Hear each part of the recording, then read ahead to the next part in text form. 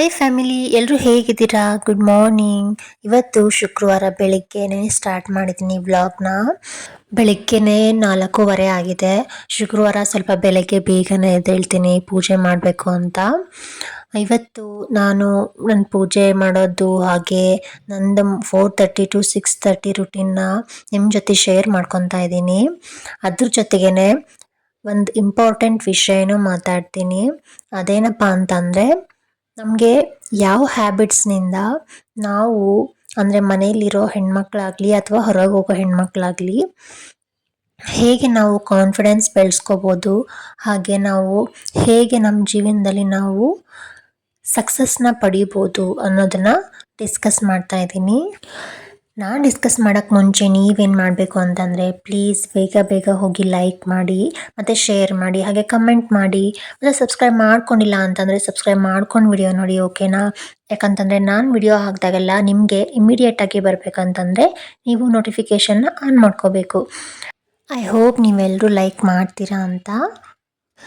ಬನ್ನಿ, ಒಂದು successful women ಆಗೋಕ್ಕೆ ಏನೇನು ಮಾಡಬೇಕು, ನಾವು ಏನೇನು ಹ್ಯಾಬಿಟ್ಸ್ ಬೆಳೆಸ್ಕೋಬೇಕು ಅಂತ ನೋಡಿಬಿಡೋಣ.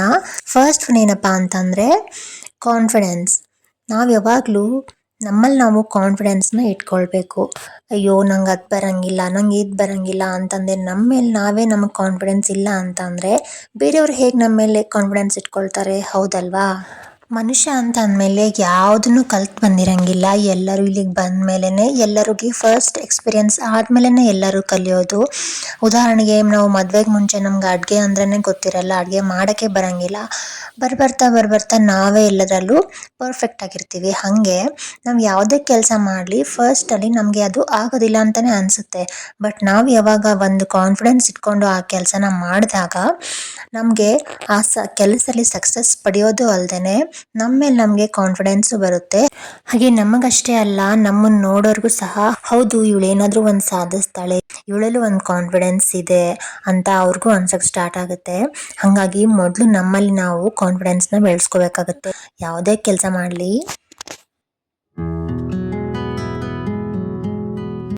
ಸೆಕೆಂಡ್ ಒನ್ ಏನಂತಂದರೆ ಗೋಲ್ ಇಟ್ಕೊಳ್ಬೇಕು. ನಾವು ಯಾವಾಗಲೂ ಅಂದರೆ ಗುರಿ ಇಟ್ಕೊಳ್ಬೇಕು.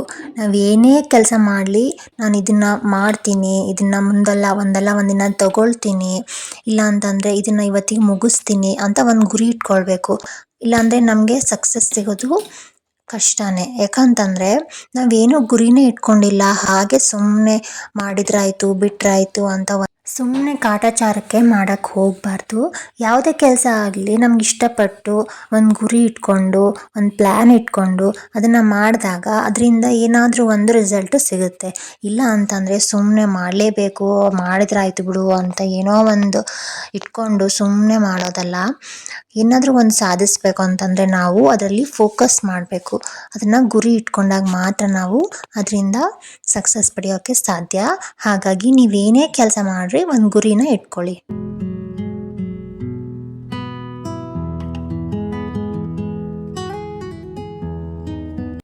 ಥರ್ಡ್ ಒನ್ ಏನಂತಂದರೆ ಇನ್ವೆಸ್ಟ್ ಇನ್ ಯುವರ್ ಸೆಲ್ಫ್.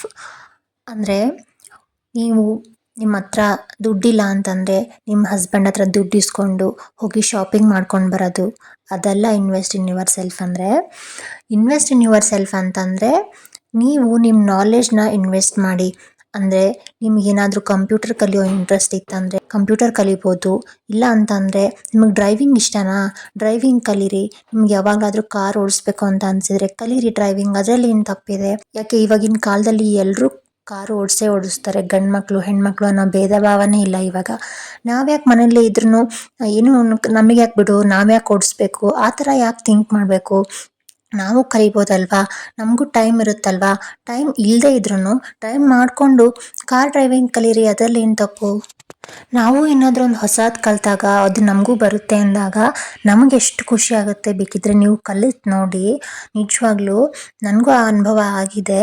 ಕಲಿಬೇಕು ನಾವು ಯಾಕೆ ಅದು ಯಾಕೆ ಬಿಡು, ನಮಗೆ ಗಂಡು ಮಕ್ಳು ಅಷ್ಟೇ ಓಡಿಸ್ತಾರೆ ಅಂತ ಒಬ್ಬೊಬ್ರು ಥಿಂಕಿಂಗ್ ಇರುತ್ತೆ. ಅಯ್ಯೋ ಅವ್ರು ಇರ್ತಾರಲ್ಲ ಮತ್ತು ನಾನು ಯಾಕೆ ಕಲೀದು ಅಂತ. ಆ ಥರ ಥಿಂಕ್ ಮಾಡೋದು ಬಿಟ್ಟು ಏನಾದರೂ ಒಂದು ನಿಮ್ಗೆ ಇಷ್ಟ ಆಗಿರೋದನ್ನ ಕಲಿತು ನೋಡಿ. ಆಗ ನಿಮ್ಮಲ್ಲಿ ಆಗೋ ಚೇಂಜಸ್ನ ನೀವೇ ನೋಡ್ತೀರಾ. ನೀವು ಒಬ್ಳು ಸಕ್ಸಸ್ಫುಲ್ ವುಮೆನ್ ಆಗಿರ್ತೀರ ಖಂಡಿತ. ಆಮೇಲೆ ಇನ್ನೊಂದೇನಂತಂದರೆ ಒಬ್ಬೊಬ್ಬರು ಮದುವೆ ಆಯಿತು ಅಂತ ಓದನ್ನ ಅರ್ಧಕ್ಕೆ ನಿಲ್ಲಿಸ್ಬಿಟ್ಟಿರ್ತಾರೆ. ಅವರು ಮದುವೆ ಆದ್ಮೇಲೂ ಓದನ್ನ ಕಂಟಿನ್ಯೂ ಮಾಡಿ ನಿಮ್ಗೆ ಇಷ್ಟ ಆಯ್ತಾ ಅಂದರೆ ಜಾಬ್ ಅಪ್ಲೈ ಮಾಡ್ಬೋದು. ಅದರಿಂದ ನೀವು ಇಂಡಿಪೆಂಡೆಂಟ್ ವುಮೆನ್ ಸಹ ಆಗ್ಬೋದು. ಇದೆಲ್ಲ ಇರುತ್ತೆ, ನಾವು ಬಟ್ ಅದನ್ನು ಟ್ರೈ ಮಾಡೋದೇ ಇಲ್ಲ ಕೆಲವೊಬ್ರು. ಅಯ್ಯೋ ಆಯ್ತು ಬಿಡಿ, ನಮ್ದೇನು ಮದುವೆ ಆಯಿತು, ಮಗು ಆಯಿತು, ಇನ್ನೇನಿದೆ ಅಂತ ಹಿಂಗೆ ಮಾತೆಲ್ಲ ಮರೆಸ್ಬಿಡ್ತಾರೆ ಎಲ್ಲನೂ. ತಮಗೆ ಇಂಟ್ರೆಸ್ಟ್ ಇರಲ್ಲ, ಇನ್ನು ಅದನ್ನೇ ಇನ್ನೊಬ್ರ ಮೇಲೆ ಹಾಕೋದು, ಅಯ್ಯೋ ನನ್ನ ಮದುವೆ ಆಯಿತು ಅದಕ್ಕೆ ಓದೋದು ನಿಲ್ಲಿಸಿದೆ ಹಾಗೆ ಹೀಗೆ ಅಂತ. ಹಾಗೆ ಇನ್ನೊಬ್ಬರ ಮೇಲೆ ಹಾಕೋದ್ ಬದಲು ನೀವು ಇಂಟ್ರೆಸ್ಟ್ ತೊಗೊಂಡು ನಿಮ್ಮ ಜೀವನ ನೀವು ಕಟ್ಕೊಳ್ಬೋದು.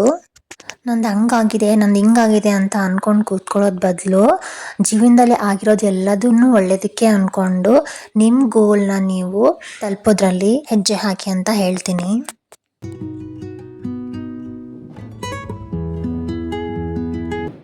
ಫೋರ್ತ್ ಒನ್ ಏನಂತಂದರೆ, ನಾವು ಯಾವಾಗ್ಲೂ ಪಾಸಿಟಿವ್ ಆಗಿರೋ ಎನ್ವಿರಾನ್ಮೆಂಟಲ್ಲೇ ಇರಬೇಕು. ಹಾಗೆ ನಾವು ಸಹ ಪಾಸಿಟಿವ್ ಆಗೇ ಥಿಂಕ್ ಮಾಡಬೇಕು. ಅಂದರೆ ಪಾಸಿಟಿವ್ ಪೀಪಲ್ ಆಗಿರ್ಬೋದು, ಇಲ್ಲ ಅಂತಂದರೆ ನಮ್ಮ ಮನಸ್ಸು ಸಹ ಯಾವಾಗಲೂ ಪಾಸಿಟಿವ್ ಆಗಿ ಯೋಚನೆ ಮಾಡೋಂಥದ್ದನ್ನ ಬೆಳೆಸ್ಕೋಬೇಕು. ಅದು ಹೇಗಂತಂದರೆ, ನಾವು ಏನಾದರೂ ಒಂದು ಕೆಲಸ ಮಾಡಲಿ ಅವ್ರನ್ನ ಬೈಕೊಳ್ಳೋದು, ಇವ್ರನ್ನ ಬೈಕೊಳ್ಳೋದು, ಇಲ್ಲ ಅಂತಂದರೆ ಇವ್ರು ಇರೋದಕ್ಕೆ ನನಗೆ ಹಿಂಗೆ ಆಗ್ತಿರೋದು, ಈ ಥರ ಅಂದ್ಕೊಂಡು ಕೆಲಸ ಮಾಡೋದ್ರಿಂದ ನಮ್ಮ ಮನಸ್ಸೇ ಹಾಳಾಗುತ್ತೆ ಹೊರತು ನಾವು ಬೈತಿರ್ತೀವಲ್ಲ ಅವ್ರಿಗೆ ಏನೂ ಲಾಸ್ ಆಗೋದಿಲ್ಲ. ನಾವು ಯಾವಾಗ ಸಿಟ್ಟು ಮಾಡ್ಕೊಳ್ಳೋದು, ಇಲ್ಲ ಅಂತಂದರೆ ನಮ್ಮ ಮನಸ್ಸು ಹಾಳು ಮಾಡಿಕೊಂಡು ಇನ್ನೊಬ್ರನ್ನ ಶಪಿಸೋದು ಆ ಥರ ಎಲ್ಲ ಮಾಡ್ತೀವೋ ನಮ್ಮಲ್ಲಿ ನೆಗೆಟಿವ್ ಎನರ್ಜಿ ತುಂಬಿಕೊಳ್ಳುತ್ತೆ. ಅದರಿಂದ ನಮ್ಮ ಮನಸ್ಸೇ ಭಾರ ಆಗಿ ತಲೆ ಭಾರ ಆಗಿ ನಮ್ಮದು ಹೆಲ್ತೇ ಹಾಳಾಗ್ಬಿಡುತ್ತೆ.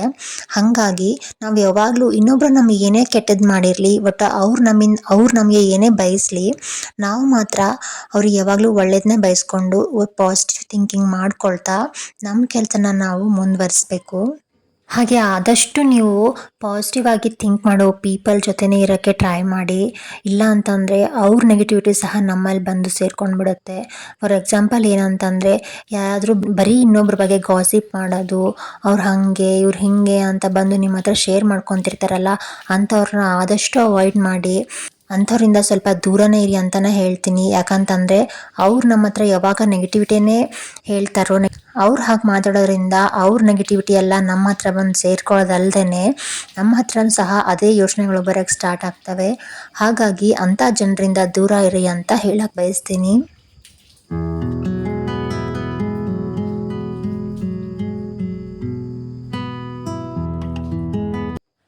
ಫಿಫ್ತ್ ಒನ್ ಏನಂತಂದರೆ, ಗ್ರ್ಯಾಟಿಟ್ಯೂಡ್ನ ಬೆಳೆಸ್ಕೊಳ್ಳಿ. ನಿಮ್ಮ ಹತ್ರ ಏನಿದೆಯೋ ನಿಮಗೆ ಅದಕ್ಕೆ ಗ್ರ್ಯಾಟಿಟ್ಯೂಡ್ ಇರಬೇಕು ಯಾವಾಗ್ಲೂ. ಇಲ್ಲೇ ಇರೋದಕ್ಕೆ ಆಸೆ ಪಡೋದಾಗಲಿ, ಇಲ್ಲ ಅಂತಂದರೆ ನಾವು ಇರೋದಲ್ಲೇ ಖುಷಿ ಪಡದೇ ಇರೋದಾಗಲಿ. ಅಂದರೆ ಏನಂತಂದರೆ, ನಮಗೆ ದೇವ್ರು ಎಷ್ಟು ಕೊಟ್ಟಿರ್ತಾನೋ ಅದರಲ್ಲೇ ನಾವು ಖುಷಿಯಾಗಿರಬೇಕು. ಅಂದರೆ ದೇವ್ರಿಗೆ ಗೊತ್ತಿರುತ್ತೆ ನಮ್ಗೆ ಏನು ಕೊಡಬೇಕು ಏನು ಕೊಡಬಾರ್ದು ಅಂತ.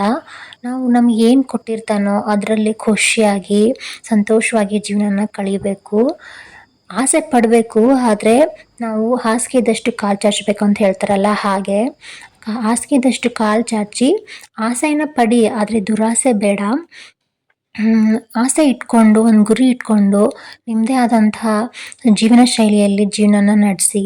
ಅದು ಬಿಟ್ಟು ದುರಾಸೆ ಇಟ್ಕೊಂಡು ಅವ್ರ ಹತ್ರ ಅದಿದೆ ನಮ್ಮ ಹತ್ರ ಇಲ್ಲ, ಅವ್ರು ಹಂಗೆ ಲೈಫ್ ಲೀಡ್ ಮಾಡ್ತಿದ್ದಾರೆ, ನಮ್ಮ ಲೈಫ್ ನೋಡಿದರೆ ಹಿಂಗಿದೆ, ಆ ಥರ ಎಲ್ಲ ಕಂಪ್ಯಾರಿಸನ್ ಮಾಡೋಕ್ಕೆ ಹೋಗಬೇಡಿ.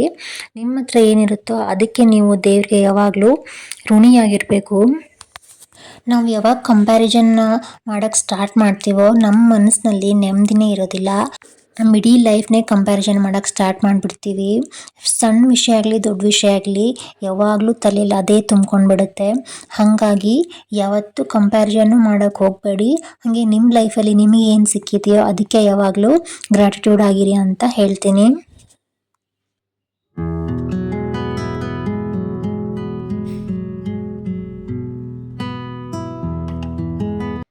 ಸಿಕ್ಸ್ತ್ ಒನ್ ಏನು ಅಂತಂದರೆ, ಲರ್ನ್ ನ್ಯೂ ಥಿಂಗ್ಸ್. ಅಂದರೆ ಹೊಸದಾಗಿ ಏನಾದರೂ ಕಲೀರಿ. ನಾವು ಎಷ್ಟೇ ದೊಡ್ಡವರಾಗಿರಲಿ ಕಲಿಯೋಕ್ಕೆ ಮಾತ್ರ ಯಾವಾಗಲೂ ಸಣ್ಣವರೇ ಆಗಿರ್ತೀವಿ. ನಿಮ್ಗೆ ಏನು ಇಷ್ಟ ಬರುತ್ತೋ ಅದನ್ನು ಕಲೀರಿ. ಇವತ್ತೇನಾದರೂ ಒಂದು ಮೊಬೈಲಲ್ಲಿ ಹೊಸ ಡಿಶ್ ನೋಡಿದ್ರಾ ಅದನ್ನು ಟ್ರೈ ಮಾಡಿ. ಇಲ್ಲ ಅಂತಂದರೆ ಟೈಲರಿಂಗ್ ಇಷ್ಟನಾ ಅದನ್ನು ಟ್ರೈ ಮಾಡಿ.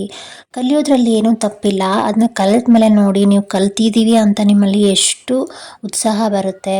ಹಾಗೆ ನನಗೂ ಬರುತ್ತೆ, ಅದರಲ್ಲಿ ಏನಿದೆ ಅನ್ನೋ ಕಾನ್ಫಿಡೆನ್ಸು ಬರುತ್ತೆ. ಹಾಗಾಗಿ ಏನಾದರೂ ನಿಮ್ಗೆ ಇಷ್ಟ ಆದರೆ ಅದನ್ನ ಕಲಿತು ಮುಗಿಸ್ಬಿಡಿ. ಆಗ ನೋಡಿ ನನಗೂ ಎಲ್ಲ ಬರುತ್ತೆ ಅನ್ನೋ ಕಾನ್ಫಿಡೆನ್ಸು, ಖುಷಿ ಎಲ್ಲ ನಿಮ್ಮ ಮನಸ್ಸಲ್ಲಿರುತ್ತೆ. ಆವಾಗ ನೀವು ನಿಮ್ಮ ಲೈಫಲ್ಲಿ ಗೆದ್ದಿದ್ದೀರಾ ಅನ್ನೋ ಭಾವನೆ ಕೂಡ ನಿಮಗೆ ಬರುತ್ತೆ. ಹಾಗಾಗಿ ಯಾವಾಗಲೂ ಹೊಸದನ್ನು ಕಲಿತಾ ಇರಿ.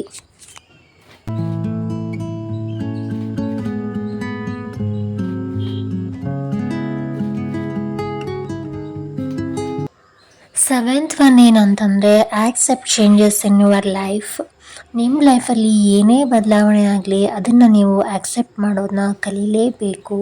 ಅಯ್ಯೋ ನನಗೆ ಹಿಂಗಾಯ್ತಲ್ಲ ಹಂಗಾಯ್ತಲ್ಲ ಅಂತ ಸುಮ್ಮನೆ ಕೂತ್ಕೊಂಡ್ರೆ ನಿಮ್ಮ ಲೈಫು ಬದಲಾಗೋದಿಲ್ಲ.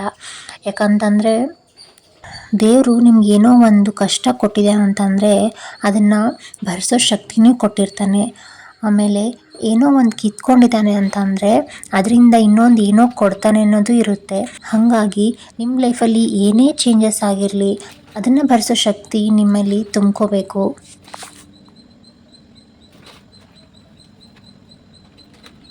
ಲಾಸ್ಟ್ ಒನ್ ಏನಂತಂದರೆ don't share your secrets with any one. ನಿಮ್ಮ ಸೀಕ್ರೆಟ್ಸ್ನ ಯಾರ ಹತ್ರನೂ ಶೇರ್ ಮಾಡೋಕ್ಕೆ ಹೋಗ್ಬೇಡಿ. ಅವ್ರು ಎಷ್ಟೇ ಕ್ಲೋಸ್ ಫ್ರೆಂಡ್ ಆಗಿರಲಿ, ನಿಮ್ಮ ನೇಬರ್ಸ್ ಆಗಿರಲಿ, ಯಾರೇ ಆಗಿರಲಿ, ನಿಮ್ಮ ಸೀಕ್ರೆಟ್ಸ್ನ ಮಾತ್ರ ಯಾರ ಹತ್ರನೂ ಹೇಳ್ಕೊಳ್ಬೇಡಿ. ಯಾಕಂತಂದರೆ ಯಾರು ಯಾವಾಗ ಚೇಂಜ್ ಆಗ್ತಾರೆ ಹೇಳೋಕ್ಕಾಗಲ್ಲ, ಯಾರು ಯಾವಾಗ ಬಣ್ಣ ಬದಲಾಯಿಸ್ತಾರೆ ಅಂತಲೂ ಹೇಳೋಕ್ಕಾಗಲ್ಲ. ಹಾಗಾಗಿ ನಿಮ್ಮ ಜೀವನದಲ್ಲಿ ನೀವು ಸುಖವಾಗಿ ಆರಾಮಾಗಿ ನೆಮ್ಮದಿಯಾಗಿ ಏನೋ ಸಾಗಿಸ್ಬೇಕು ಅಂತಂದರೆ ನಿಮ್ಮ ಸೀಕ್ರೆಟ್ಸ್ನ ನಿಮ್ಮಲ್ಲೇ ಇಟ್ಕೊಳ್ಳಿ.